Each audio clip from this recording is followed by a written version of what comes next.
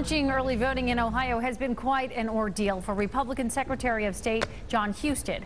Ohio's status as a must-win for Republicans and Democrats alike has meant challenges every time he has issued a directive. 9 News reporter Tom McKee is here with word that politics is definitely trumping procedure in Democracy 2012. Tom?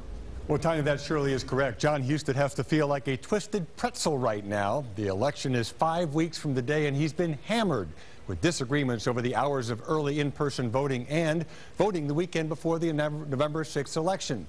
Yet he says the state is better prepared than ever to withstand the glare of the national spotlight. In terms of rhetoric, we're not doing very well, but in terms of preparing for the election, we're doing quite well. Republican Secretary of State Jon Husted knows that half the public will like his decisions, half will fight him tooth and nail. Take, for instance, his decision to standardize hours that boards of elections are open for in-person early voting. What happened was that some boards were setting hours longer than other boards.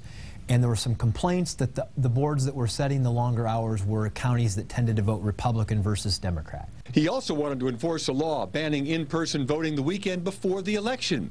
That was done to let election boards get their books in order for Election Day. We don't want to have sent somebody a ballot and then also have them eligible to vote on Election Day, because then that would give them the opportunity to vote twice. Democrats appealed that on equal protection grounds. We've heard from election boards that they think that they have the time to make the adjustments they need to their books. The thing of it is that you can vote that weekend. You just need to do it by mail. Democrats vow to keep pushing the envelope for convenience and because of lines at the polls in 2004.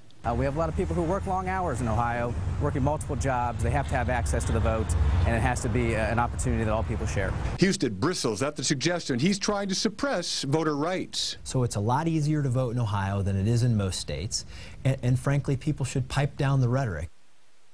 Now, a few other notes here. You may recall past controversy with provisional ballots. Well, Husted says they've been simplified and voters can change their addresses online now to avoid similar problems. Well, what about statewide computer voting in this electronic age? Husted maintains that would cost a lot of money, and security issues could make voters distrust any sorts of results that are returned, at least right now, Tanya. Interesting stuff, Tom. Thanks. So if